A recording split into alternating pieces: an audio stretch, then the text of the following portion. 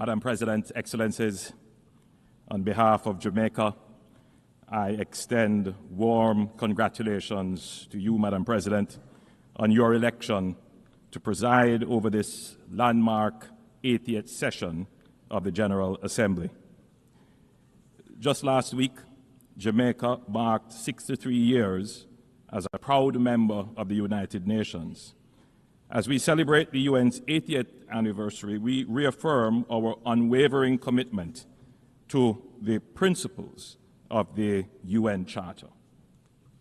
From decolonization to peacekeeping, from eradicating diseases to promoting human rights, the UN has achieved remarkable success over these past 8 decades.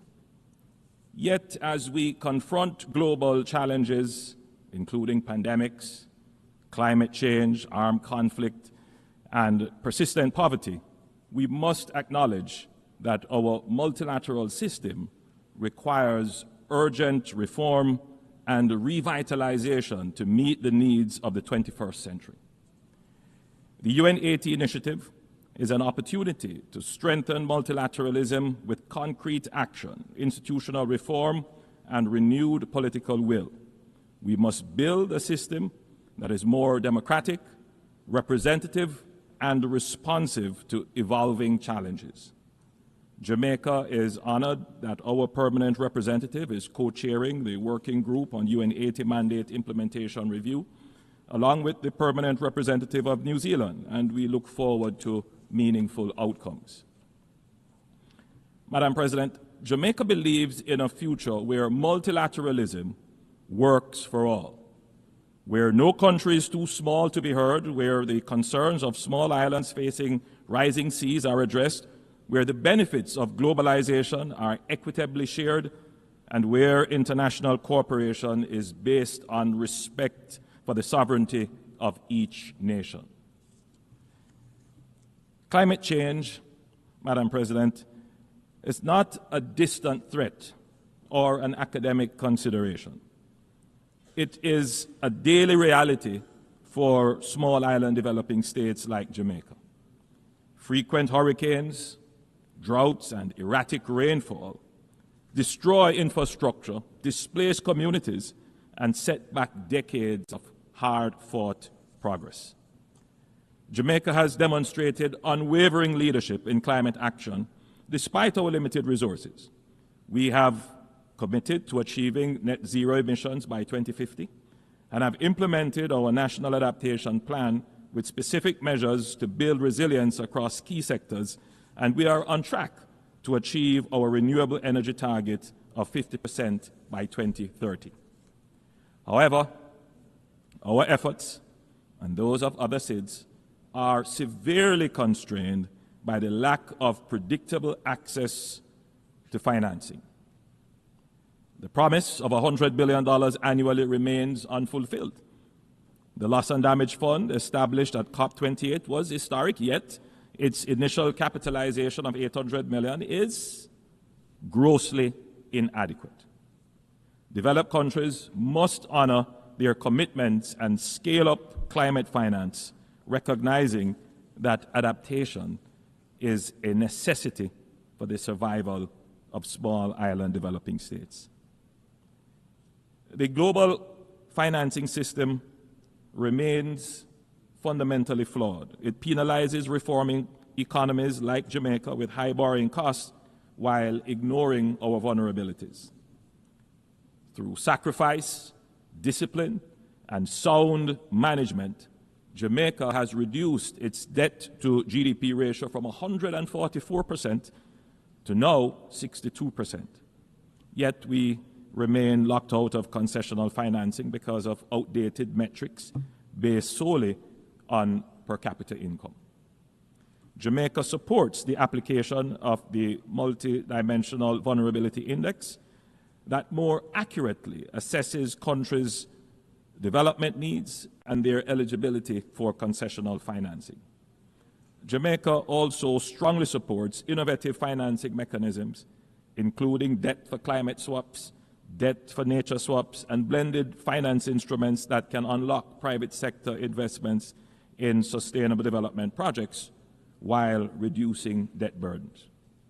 We welcome initiatives such as the IMF's Resilience and Sustainability Trust and call for its expansion to support more countries in building climate resilience.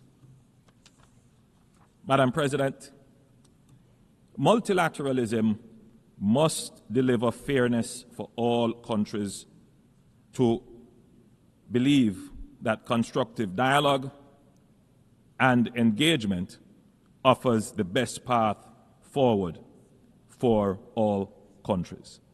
That is the case, Madam President, for the people of Cuba, so that they may be able to fully participate in the global economy. We encourage continued domestic reform in Cuba and greater integration into international systems supported by policies that enable progress rather than isolation. Madam President, Jamaica once again condemns the heinous October 7, 2023 attack on Israel and is deeply horrified by the devastating humanitarian consequences of the counteroffensive in the Palestinian territories. A just and peaceful resolution to the conflict is only possible through diplomacy and dialogue.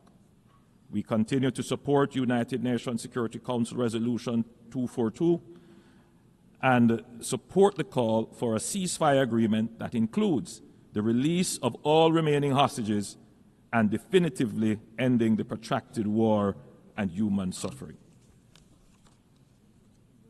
Madam President, political instability, gang violence, and humanitarian crises in Haiti affect not only the Haitian people, but the entire region.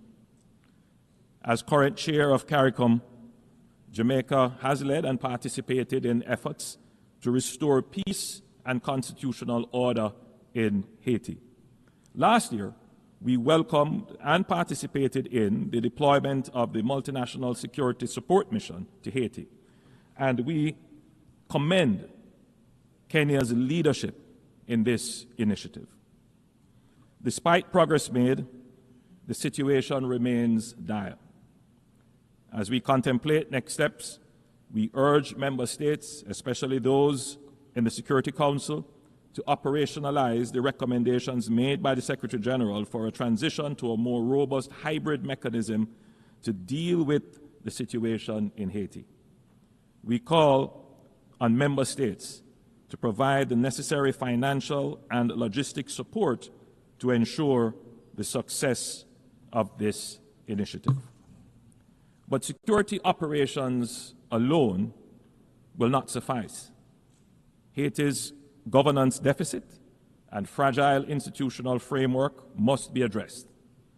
Once stability is restored, the international community must help rebuild democratic institutions, ensure free and fair elections, expand humanitarian relief, and invest in infrastructure to support long-term stability.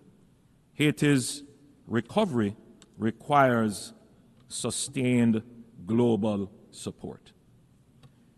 Madam President, the Haitian crisis has laid bare a wider truth. Transnational criminal networks involved in cybercrime, trafficking arms, narcotics, and people, organizing violence and destabilizing institutions, are an existential threat to states.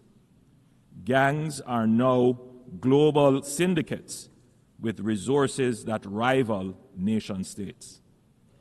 Jamaica has made significant progress in tackling gangs and reducing our homicide rate by more than 50% in recent years. But we know that unless these networks are totally dismantled, our gains remain fragile. This is why we call for nothing less than a global war on gangs, a coordinated international campaign to to cut off the flow of weapons, money, and the influence that sustains them. This requires deeper engagement from all member states. We urge full implementation of the UN Programme of Action on Small Arms and Light Weapons and the International Tracing Instrument. Major arms exporting countries must tighten export controls, strengthen end-use monitoring, and ensure rigorous post-delivery verification.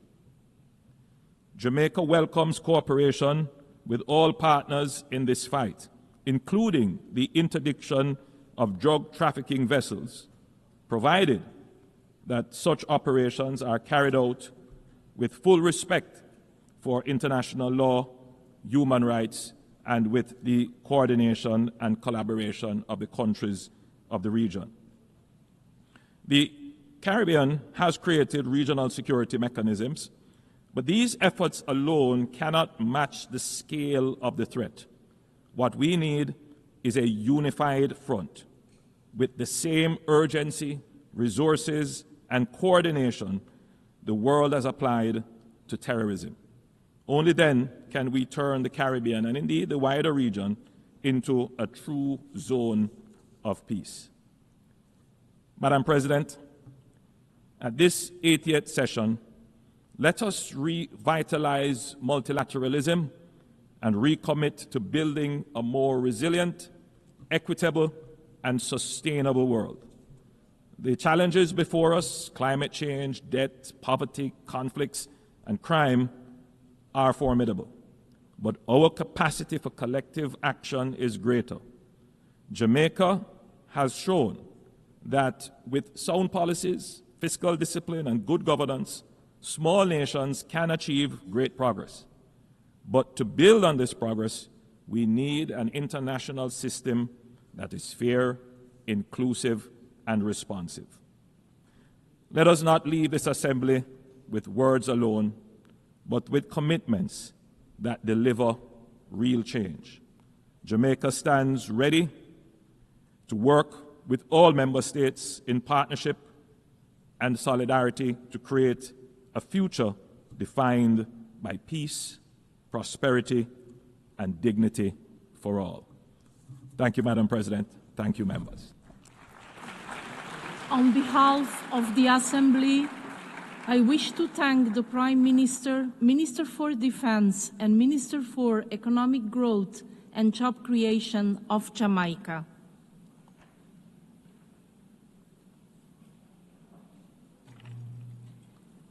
The Assembly will hear an address by His Excellency John Briceño, Prime Minister and Minister of Finance, Investment and Economic Transformation, Civil Aviation and E-Governance of Belize. I request protocol to escort His Excellency